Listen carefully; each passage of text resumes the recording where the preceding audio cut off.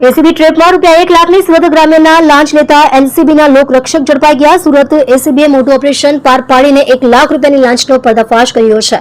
હસમુખ કિશનભાઈ ચુડાસમા, ઉંમર વર્ષ 30, હોદ્દો લોકરક્ષક, નોકરી સુરત ગ્રામ્ય local crime branch LCB Surat તેને ઝડપી લેવામાં આવ્યો છે। ગુનાનું સ્થળ કામરેજથી ઓરના ગામ તરફ જતા રોડ ઉપર આવેલા આત્મવિલાસ સોસાયટીની સામે જાહેર રોડ ઉપર ફરિયાદીના પતિ તથા જમાઈ વિરુદ્ધ કામરેજ પોલીસ સ્ટેશનમાં પ્રોહિબિશનનો ગુનો દાખલ થયેલો।